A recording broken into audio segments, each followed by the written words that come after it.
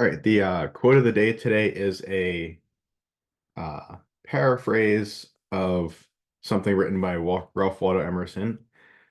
This kind of tends to happen when somebody, uh, makes a statement or coins a phrase that people like. It tends to kind of streamline and take on different forms over the years, and this is the form of this that I like the most.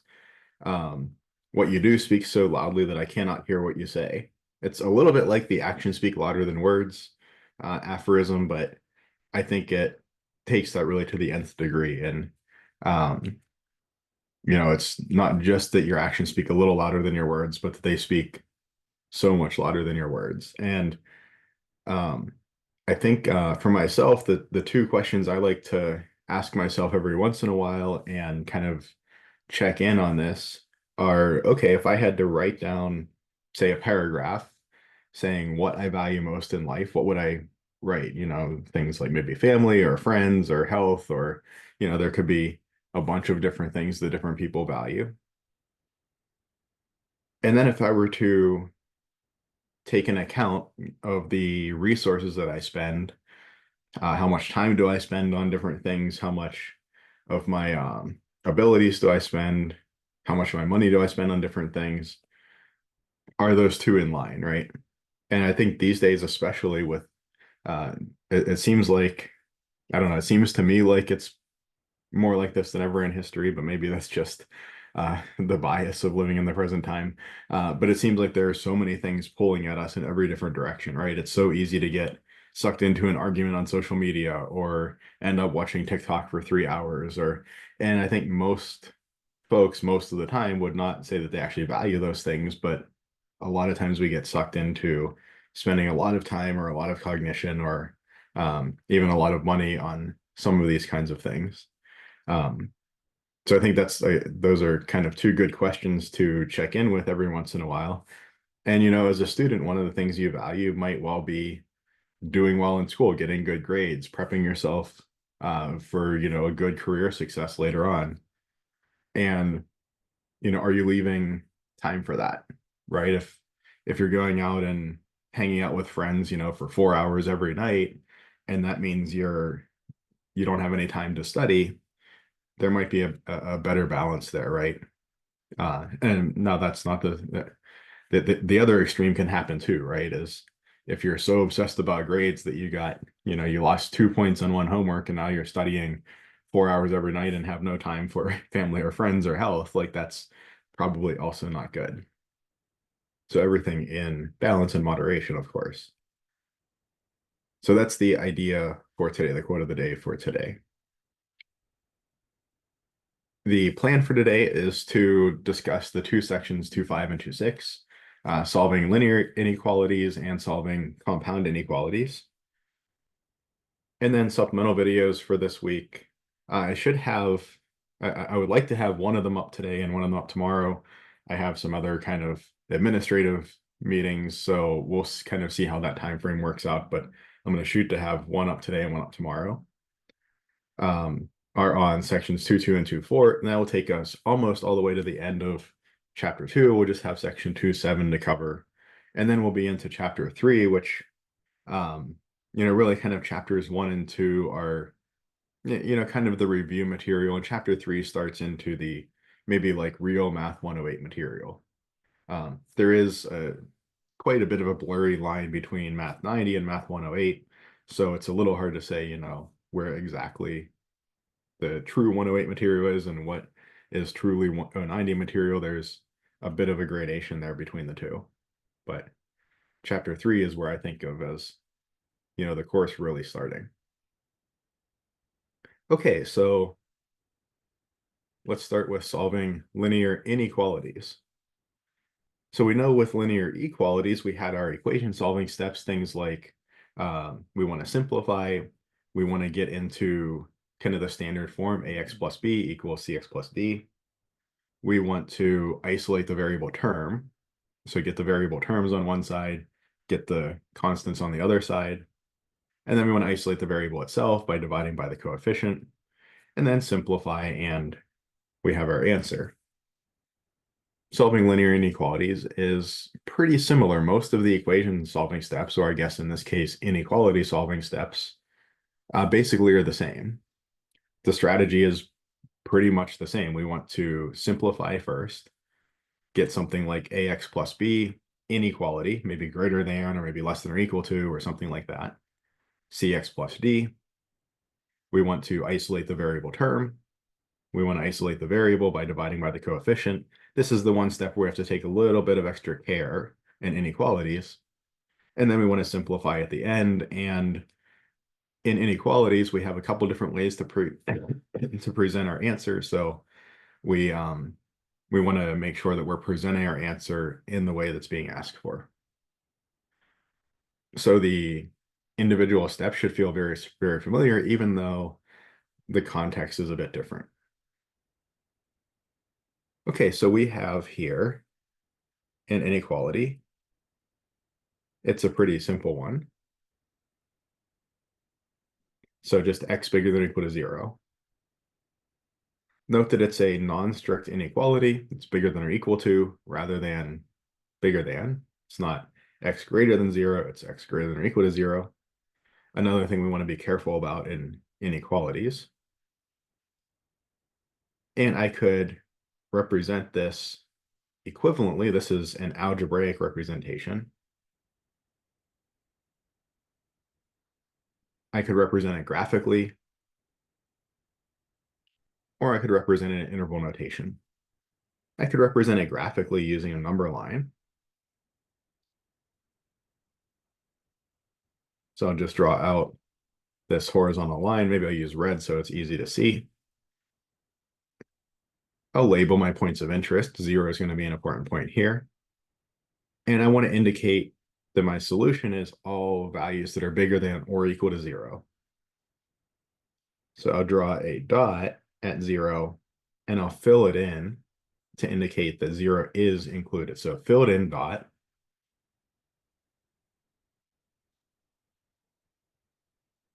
is included, whereas, say, an open dot that's not filled in, that endpoint is not included.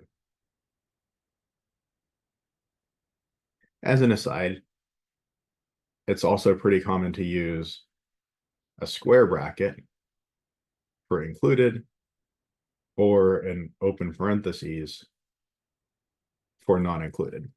So there's kind of the dots method or the brackets method of visualizing this. Neither one is, more correct than the other one. It's just a different way to say the same thing or to represent the same thing. But if you use, say, a closed dot when you should use an open dot or vice versa, that would be wrong. Or if you use a square bracket when you should use an open parentheses or vice versa, that would be wrong. But using, say, a square bracket instead of a closed dot, that's just a difference in how you choose to represent it. That's not a problem. And then x bigger than or equal to 0, so numbers like, say, 1 or 2 do satisfy this inequality. 1 is bigger than or equal to 0, 2 is bigger than or equal to 0. So we know that we are pointing off to the right. And then interval notation, we want to represent this inequality as an interval. X bigger than or equal to 0, so I'm going off to the right forever. My right endpoint is infinity, so to speak, or we represent it as infinity. We always give an open parentheses for infinity, similar to this parentheses and bracket model for graphing. That's clearly related to our interval notation, where we use a parentheses to not include an endpoint or a square bracket to include that endpoint. So I know I'm going a little quickly through this and didn't formally introduce these things super rigorously or carefully, but I think this is review, so we should just be dusting off cobwebs here. If you want a little bit more, coverage of this, you can go to the book. You can look, look at my 090 recordings from spring semester are all on YouTube. So there are other resources that you can take a look at. Our left endpoint is 0. And we do want to include it because x bigger than or equal to 0. So I'm going to put a square bracket there. If I had a strict inequality, say x strictly bigger than 0, and I did not want to include 0, I would have used an open dot instead of a closed dot. I would have used an open left parentheses instead of a bracket on the left side. But this is my interval notation. This is my graphical representation. And this would be my algebraic representation of that inequality.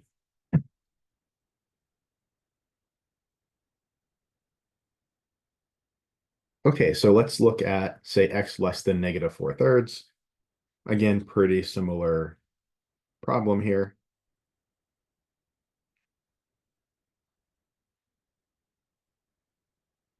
Here I have a point of interest, negative 4/3. I'm going to use an open circle, try to make it pretty clear that it's an open circle. And I'm looking for values of x strictly less than negative 4/3. So values of x like, negative 10/3 or negative 20/3 over here would satisfy the inequality, but values to the right of this number negative 4/3 would not. So my arrow is pointing to the left. I think I've heard some people, talk about like, oh, well, like the arrow points in the direction that the inequality points. That's a bit of a dangerous thing to say, because I could write this inequality in an equivalent way. Negative 4/3 is bigger than x. There's nothing wrong with writing it that way. The same way I could write x equals 3 or 3 equals x, and they mean the same thing.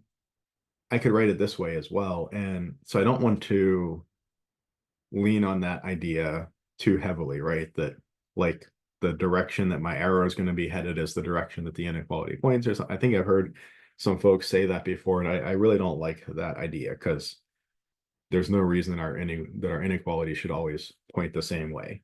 It always, like, the smaller side always is closer to the x in this case, but we can flip-flop the whole problem, and our inequality, kind of points to the right instead of pointing to our left as we view it. And then again, I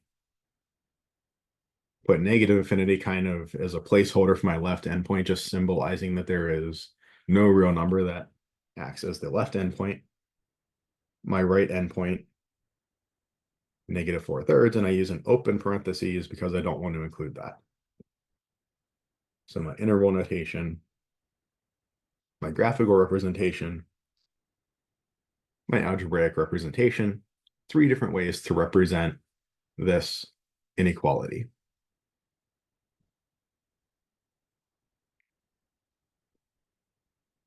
Now, what if I have an inequality like this, right?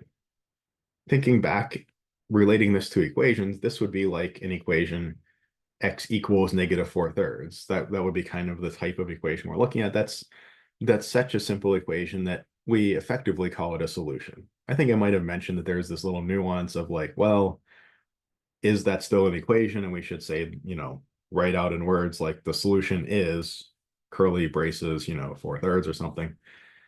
I don't go that deep into things, but some folks do worry about that. But this algebraic representation is almost so simple that we almost call it a solution. It's just a different way of representing the solution. Now, something like this, we can simplify this. We can make this more obvious what the solution is. And the way we do that is we want to isolate the variable. We want to get x greater than or less than or greater than or equal to or less than or equal to something that just has numbers in it, simplify those numbers down. And that's what I would call my algebraic representation of the solution. So this is an inequality here, but it's not really an algebraic representation of the solution. It's a little bit too complicated. My goal is to get x by itself. How do I do that? Well, I start by isolating the variable term. I can do that by adding 1 to both sides. That gets the constant term off of the left side. and I get x bigger than 2 plus 1 is 3, and I'm actually done. I don't need to isolate the variable. The variable is already isolated. That's my algebraic representation. I could represent this in interval notation this way. Let me draw that box a little bigger so it's not interfering with the parentheses. Or I could represent it graphically. I have a strict inequality, so I'm going to make a very clear open circle, and we're going off to the right.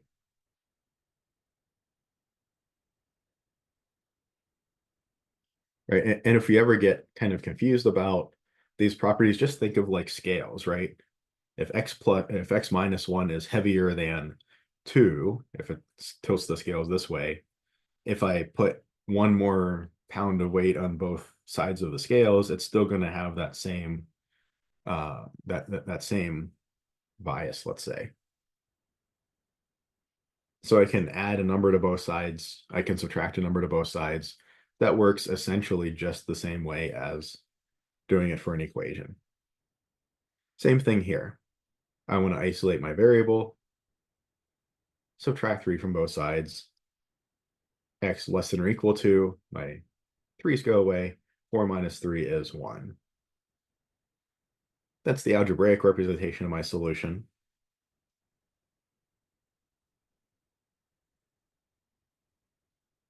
The interval representation.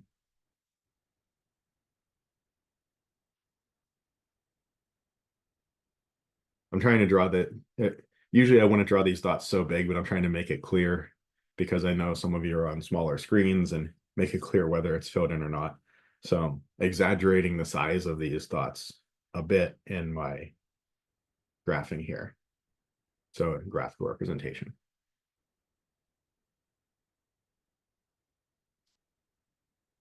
All right, so we have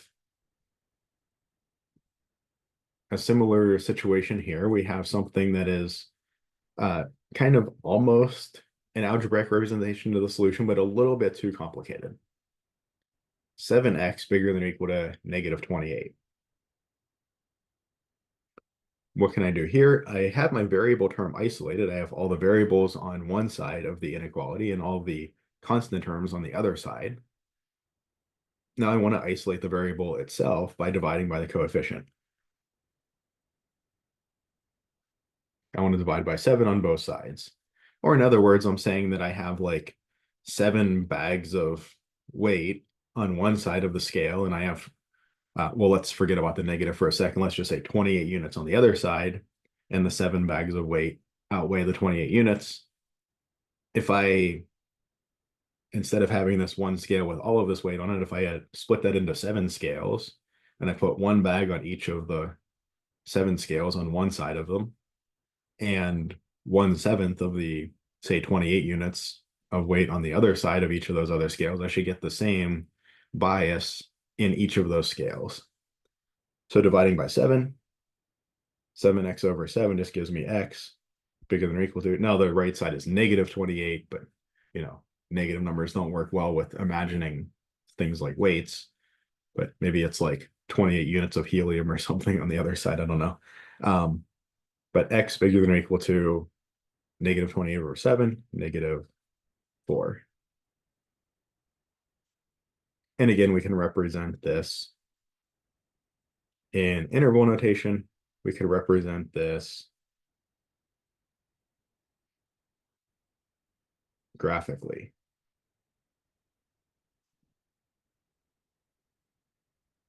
Similarly, 5x less than 10. Divide by 5. X is less than 10 over 5 is 2. Algebraic representation. I do not want to include the endpoint 2, so I use an open parentheses.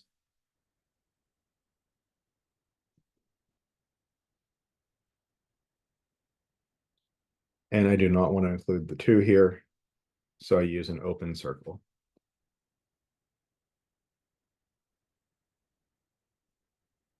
Now, this inequality, I think we probably kind of remember this somewhere in our minds, but we probably want to approach it in a similar way, right? It looks a lot like the 5x less than 10 inequality. So I might try to divide by, oops, by -5 on both sides. And I might think to myself, okay, then this gives me x less than -10 over -5 is 2.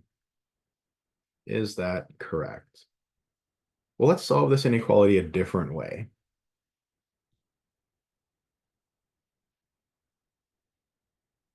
Maybe one thing I could do, if I didn't like this negative coefficient of x, I could add 5x to both sides. I could do that. That would get rid of the 5x on the left and give me a 5x on the right.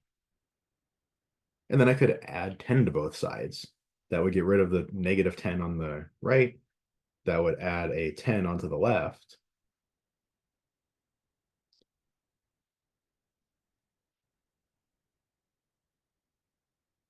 But wait, on one hand, the black work says what amounts to, if I flip it around, x is bigger than 2. But the red work says x is less than 2. Something went wrong here. Now, note that if instead of an inequality, if we had an equal sign, these would mean the same thing, x equals 2 or x equals 2. It doesn't matter because the equal sign doesn't have like a direction. But with an inequality, we have to be careful about that direction.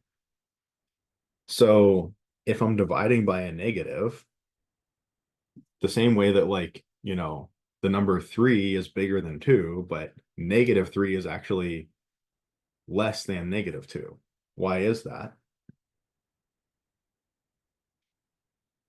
Well, here's my 0. Here's, say, 2 and 3. When I kind of apply negative to the numbers or the whatever I'm dealing with, really what I do is I take this whole real line and I actually flip it. I flip it like this.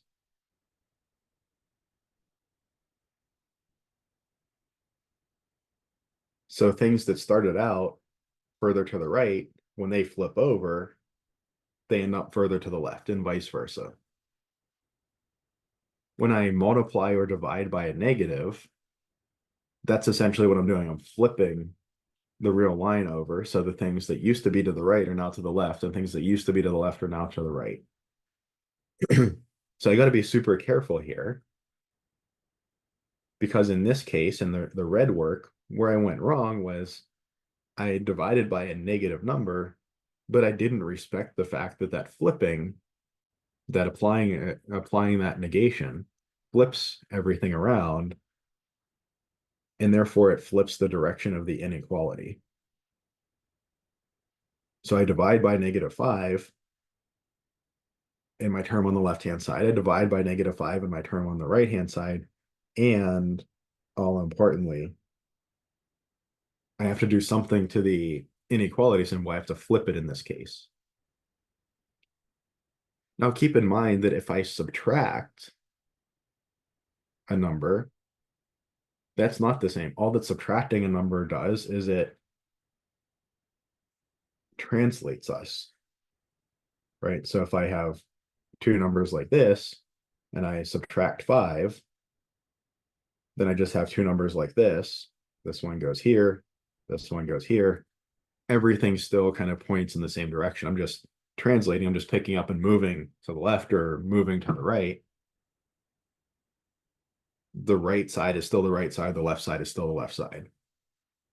But if I multiply by a negative, then kind of the right side gets flipped to the left side and left side gets flipped to the right side. So that's why the inequality has to change direction, but only if I multiply or divide by a negative number. And again, if I respect that, now everything looks consistent, right? I get x bigger than 2 in both cases. And of course, I can represent this in interval notation or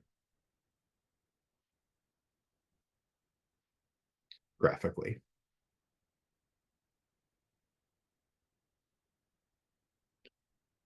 And again, I have a problem like this, negative 3x bigger than or equal to 9. I can divide both sides by negative 3. And there are 3 changes I have to make here.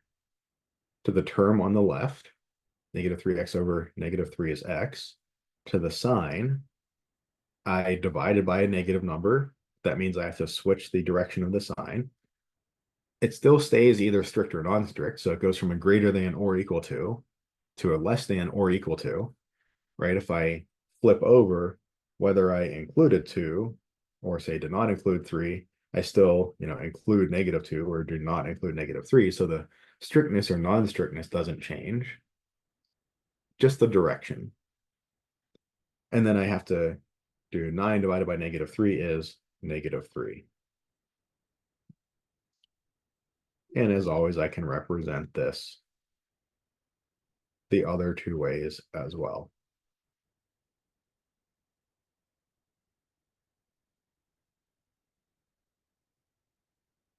Any questions so far?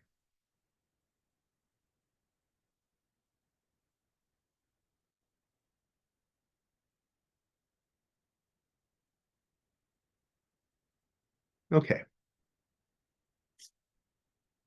So let's look at something a little more complicated. We have an inequality like this, and we want to solve it. We want to represent the solution somehow. Typically, I'll represent the solution algebraically because that's where we kind of are naturally led by our equation or inequality solving steps anyway. So what's my goal in a situation like this? Well, it's essentially the same set of goals that I had in my equation solving steps. First, I want to simplify to get to something like a standard form where each side just looks like ax plus b. Then I want to isolate the variable term, isolate the variable itself, and do any simplification to present my answer. So let me simplify first. I can distribute 7x plus 5x is 12x minus 15 bigger than or equal to negative 10x plus 12. Now I want to isolate the variable term. So I want to get number times x inequality number. Number times x greater than or equal to number, let's say. I can do this 2 ways. I could get the x's on the right side or on the left side. Now, if I look at this and I plan ahead, I say, well, I know that if I end up with a negative coefficient on x, that's one more thing I have to remember to do. I have to remember to switch the inequality. That's one more place I can make an error. Can I set myself up from the beginning to be less likely to make that error?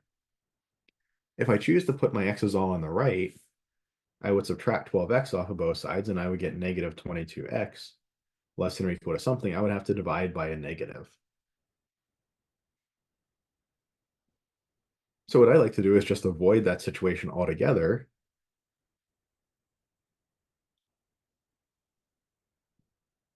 I get rid of the smaller coefficient of x, the coefficient of x that's further to the left on the number line. Negative 10 is less than 12. So I'm going to get rid of the negative 10x by adding 10x to both sides. This gives me 22x on the left side. That's a positive number, a positive coefficient. I can add 15 to both sides to get my constant on the other side. 12 plus 15 is 27. And now when I divide,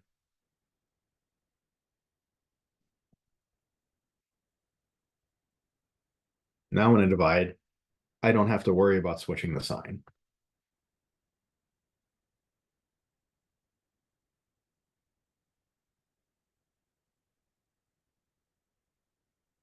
I think this is a better strategy. It's less error prone.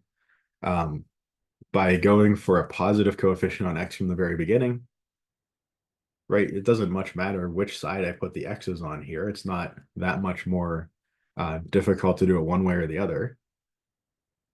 But by putting them on the side where I get a positive coefficient for x, that just means later on when I divide, I don't have to remember the extra step of switching the inequality.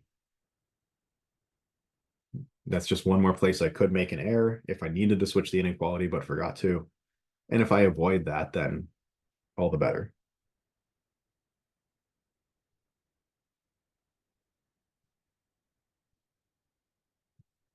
I have an inequality like this. It has some fractions in it.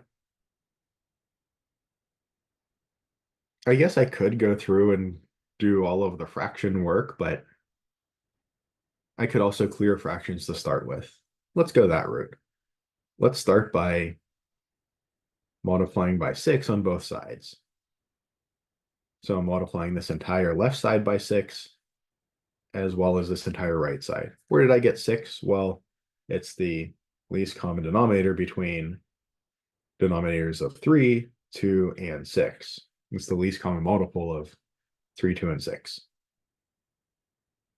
So if I multiply the first term on the left, 2/3 x by 6, a factor of 3 in the 6 divides out the factor of 3 in the denominator. I'm left with a factor of 2 from the 6 times the 2 that's already there gives me a 4x minus, I get a 6 times 1/2 is 3, x minus 14.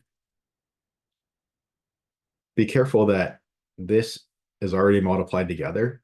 So when the 6 multiplies the 1/2, it makes a 3. I don't somehow like also multiply the 6 on the x and the 14 or something. That the 6 times 1/2 that already took care of the 6, the factor of 6 for that term. This is less than, and 6 times 1/6, again, that just goes away and gives me x plus 42. Or this gives me 4x minus 3x is x, minus a negative is a plus. 14 times 3 is 42. And I actually get kind of a degenerate case here. This is a special case. We can see if we tried to do if we didn't recognize that right away, we tried to do our equation solving steps, we'd subtract x from both sides, and I get 42 less than 42. Clearly, this is false. This is always incorrect. 42 is not strictly less than 42. In other words, another way of saying this is that there is no value of x that makes 42 less than 42 a true statement. That's kind of a silly thing to say, but because this inequality has the same solution set as this original one, that's the whole purpose of doing all of these manipulations. We maintain the same solution set.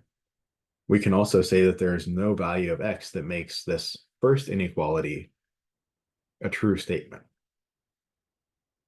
So this is always untrue. This is a contradiction. There are no solutions. What if instead of a strict inequality, what if I had a less than or equal to? Well, that would make this a less than or equal to, and this one, and this one. Is 42 less than or equal to 42? Well, now it's actually true. And in fact, it's true for all x's. 42 is less than or equal to 42, no matter what value of x you choose, because the value of x you choose has no bearing on the left or right side that are just 42. But again, this is true for all x. And it has the same solution set as this original inequality. So the original inequality is true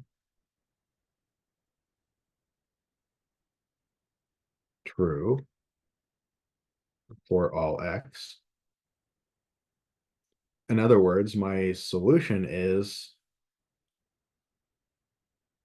the whole real line. I can pick any real number x, and I get a true statement for the non-strict inequality, for the less than or equal to.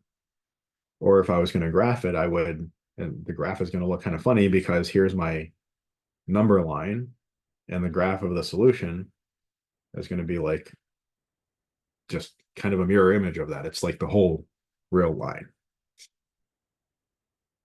I don't have a good algebraic way to represent all real x's, but I could represent it in interval notation or graphically, or I could just kind of say the solution is all real numbers x.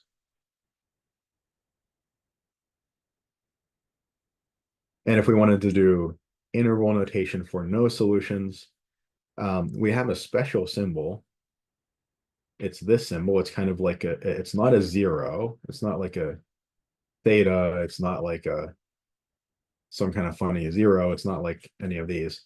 It's a circle with this kind of like roughly 45-degree line all the way through it. And it's the empty set.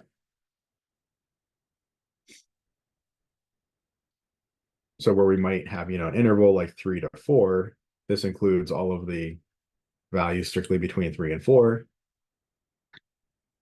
We have an empty set that includes no values. So that's what we're using here to signify that this is the set or the interval that is empty.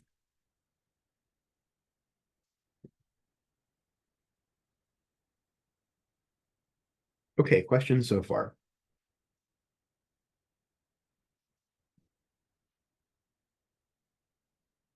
All right, and then let's look at an example. Andre's been offered an entry-level job. The company offered him 48,000 per year plus 3.5% of total sales. Andre knows the average pay for this job is $62,000. What would his total sales need to be for his pay to be at least as high as the average pay for this job? Maybe this is what he's kind of using as a sales target, or maybe he's saying, well, if this sales number seems unreasonable based on this business model, maybe I want to jump ship and go somewhere else because it seems likely I'll be able to make more money somewhere else. So I'm making below the average for this job. Okay, so his pay is 48,000 plus 3.5%, 0.035 times, and I'm going to let X be sales. As much as I would like to make S sales, my fives tend to look like S's and my S's tend to look a bit like fives. So we'll just write X. And he wants his pay to be at least as high or bigger than or equal to the average pay of 62,000. So now I have an inequality to solve. 48,000 plus 0.035x bigger than or equal to 62,000. I can subtract 48,000 from both sides.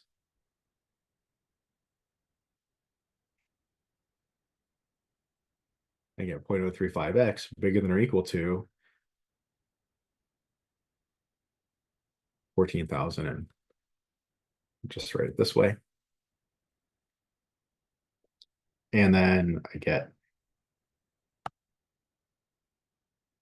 x bigger than or equal to 14,000 over 0.035. I divided by 0.035, but it's a positive number, so I don't have to change the direction of the inequality sign. And I think if I type this into OneNote, it will it? Okay. So OneNote will do some basic calculations for you. And it looks like that is $400,000.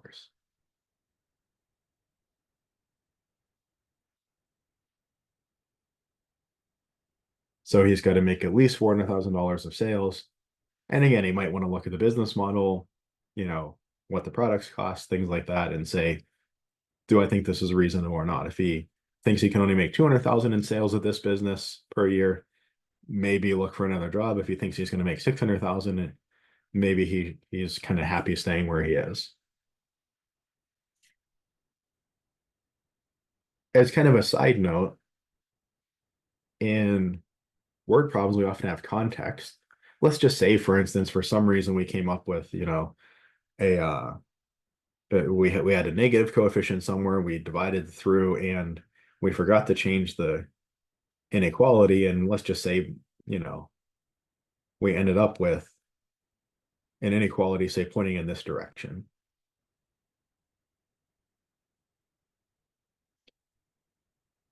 Usually in a word problem, if the inequality points the wrong direction, if we step back for a minute, and this is always a good thing to do, both at the beginning of the problem and at the end of the problem. At the beginning of the problem, ask like, what rough range do I expect? If he sold $100,000, he'd earn $3,500 in commission, that's going to get him closer, but not really close. If he sold $1 million, he'd earn 35,000 in commission. That's going to put him over the 62,000. So I expect it to be somewhere in the ballpark of some hundreds of thousands of sales that he'll need. If I said that to make at least $62,000 a year, he needs to sell no more than $400,000. Well, that just doesn't make sense, right? If he sold more money, he would, or more sales, he would make more money.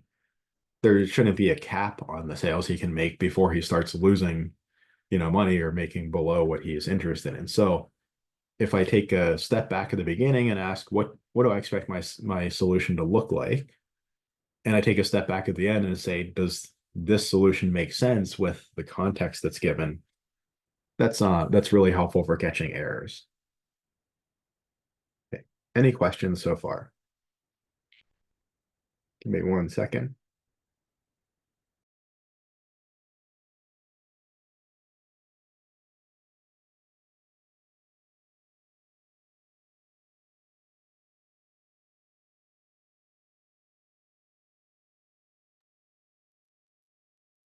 All right.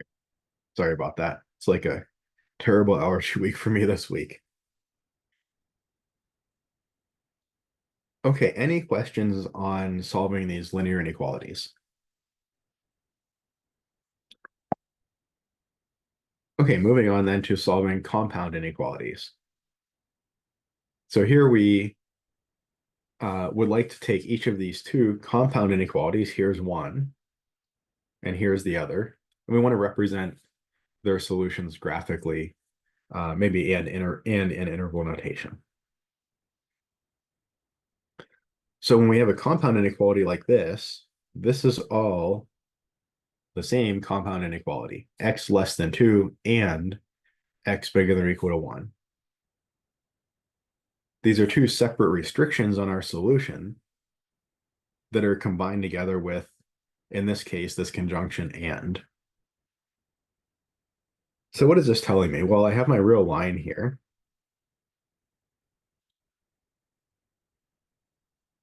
I have one criterion, x less than 2. So here's 2. So the blue inequality is happy with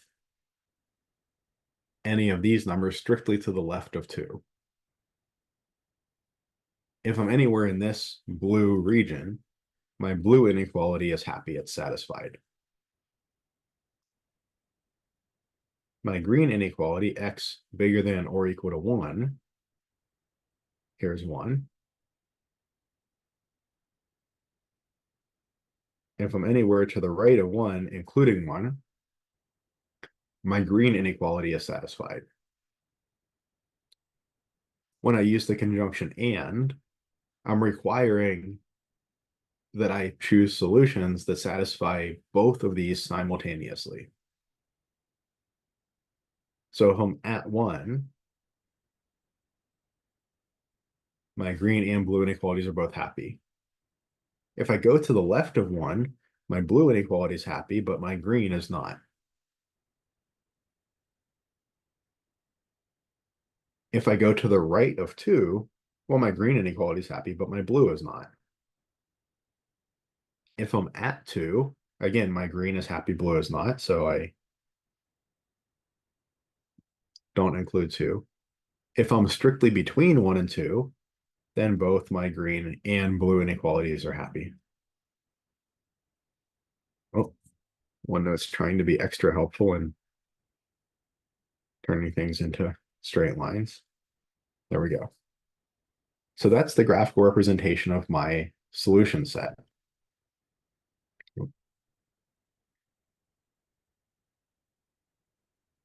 If I wanted to represent this solution set in interval notation, I would be looking at the interval from 1 to 2, including 1, but not including 2. So this would be the graphical representation. This would be the interval notation representation.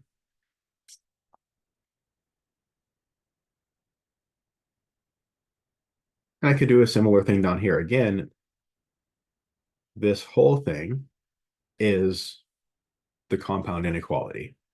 Y less than or equal to 0 or y bigger than or equal to 3. So again, let me draw out a real line here. I have my blue inequality, y less than or equal to 0. So here's 0.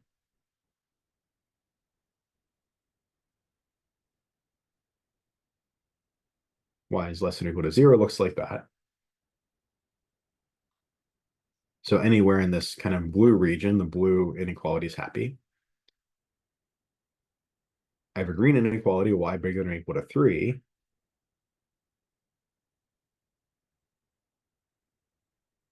Anywhere in the green region, the green inequality is happy. My conjunction here, or, means if either inequality is happy, one or the other or both, that's part of the solution set. So if I'm at 0, the blue inequality is happy. I include 0. If I'm to the left of 0, the blue inequality is happy. I have at least one inequality that is satisfied. I include that in the solution set. If I'm strictly between 0 and 3, neither the blue nor the green inequality are satisfied. I don't include that in the solution set. If I'm at 3 or to the right of 3, my green inequality is satisfied. I have at least one inequality satisfied. I include that in my solution set. So this kind of picture where I start at 0 and go to the left, and also start at 3 and go to the right, that represents the solution set. In this case, it's in two disjoint pieces.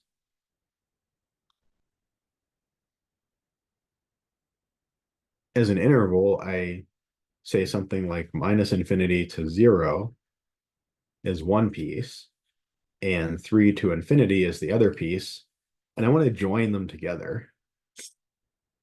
I want to include both of these, and I do that with this union operator. If I have one set union another set, it just says take all the elements of the first set, take all the elements of the second set, put them together in the same set. I don't have a good way to represent disjoint intervals with a nice interval notation, so I just represent each of the two intervals in interval notation and then put a little union sign between them just to join them together. The other way that you'll see this sometimes written is an exclusionary way of writing it.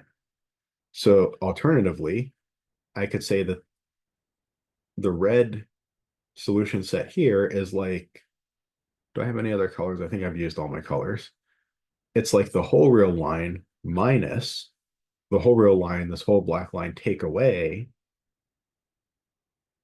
the open interval 0 to 3. So sometimes you see it written this way, because this way I can kind of write that 0 to 3, the part I'm taking out, as a single interval. Maybe a little bit less common. I think this is probably a little bit more common, especially at this level, but just to point out, we could think of it the other way. Start with the whole real line, and what do I take away? What I take away is a nice single interval. So either of these two ways of thinking about it are equally valid. Now, if I have a compound inequality like this, where the individual, I can't select it, but where the individual component inequalities are not as simple as these, I want to do some work on these to get them to look as simple as those individual component inequalities from before. So what do I do? Well, I just take each of them individually.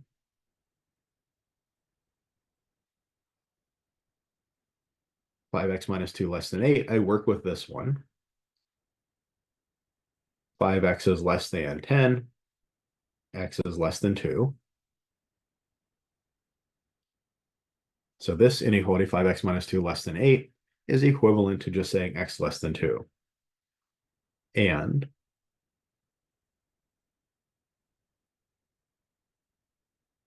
6x plus 9 greater than or equal to 3, subtract 9 from both sides. And I divide by 6 here. Note that I do have a constant of -6 on the right-hand side, but I'm dividing by +6. My inequality does not change here because I'm dividing by +6. Even though my other side is negative, I'm not dividing by a negative number. -6 over 6 is -1.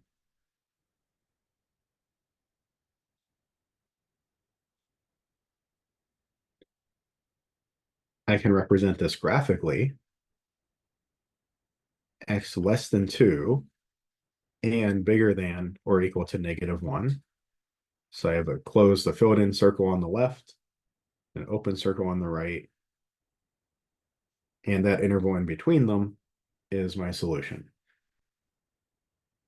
If I want to, I can draw out kind of the component pieces. X less than 2 looks like this.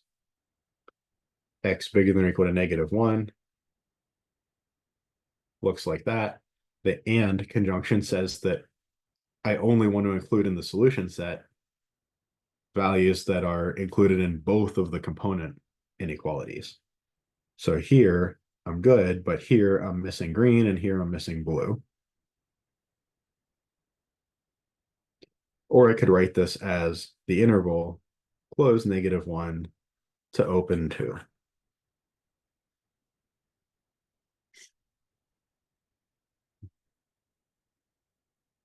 Let's look at a similar problem. Here I'm just going to kind of work with these kind of in situ, so to speak, and they're the way that they are here. I see that for the first component inequality, I want to subtract 6 from both sides. That's -4. And in the second inequality, I want to subtract 1 from both sides. 2x bigger than or equal to 4. And then in the first inequality, I want to divide by 4. And in the second inequality, I want to divide by 2.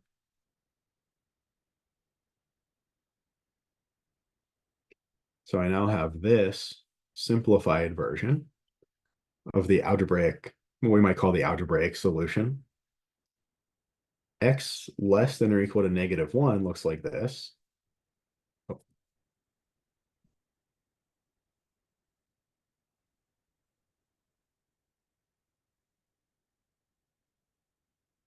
X bigger than or equal to 2 looks like this. Be careful here. I have the and conjunction. The only time that I want to say a number is a solution is if it's a solution to both green and blue at the same time. Well, in the middle here, clearly it's not a solution.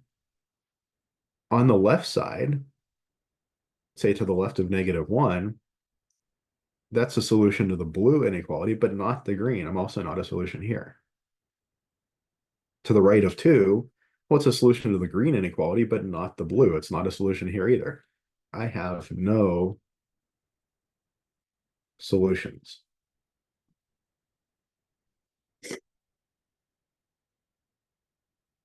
Note the difference between this and a picture that looks somewhat similar up here, but had the or conjunction. Where if I solve one equation, one inequality, or the other, or both, then I have a solution. That was a different setup. So changing the or to an and, or an and to an or, gives a very different result. Okay, so let's look at this one. 2 plus 3x less than or equal to 4, or 5 minus 2x less than or equal to -1. Again, if I work with them kind of in place, so to speak, I can, for the first component inequality, subtract 2 from both sides. And for the second, subtract 5 from both sides. Here, because I'm not moving x's, I'm just going to keep the -2x and just be careful when I divide through by the negative sign to flip the inequality. -1 minus 5 is -6. And then I'll come back, I'll divide the first one by 3.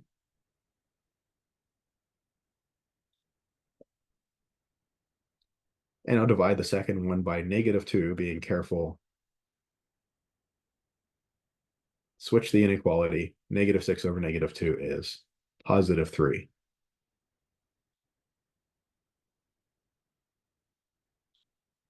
So x less than or equal to 2/3,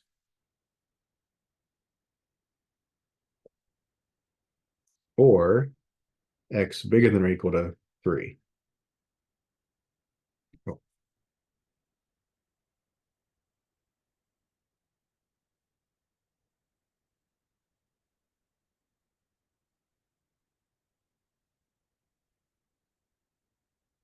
And so my solution set looks like this, or it's -infinity to 2/3 union 3 to infinity.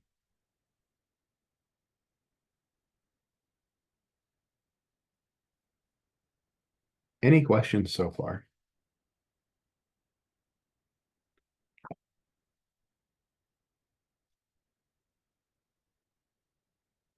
So we do have a few more of them to do. We'll probably wrap up the last couple next time, but let's try to work through this one here. So I have 3/4 x minus 2 bigger than 4, or 4 times 2 minus x bigger than 0. In this case, this is a simple enough fraction. I'm not going to worry about clearing fractions. I'll add 2 to both sides. 3/4 x greater than 6, or, well, I guess I could distribute and add and all of that, but I see that right away, if I just divide by 4, that 0 on the right-hand side, just 0 over 4 is 0. That might be a better strategy here. For my first component inequality, I multiply by 4/3. 6 times 4 is 24, over 3 is 8. So 4/3 of 6 is 8. And if I just add my x to the other side, I get 2 bigger than x, or x less than 2.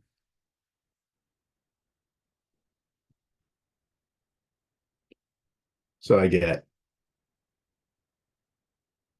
x less than 2, or x bigger than 8. And that's what my solution looks like. It looks like the interval minus infinity to 2 open, union open interval 8 to infinity. If this had been an and instead of an or, there's no overlap, we'd have no solution. But it was an or, so we get to combine together those two component solutions. And then we'll wrap up these last couple examples when we come back. I'll stop the recording.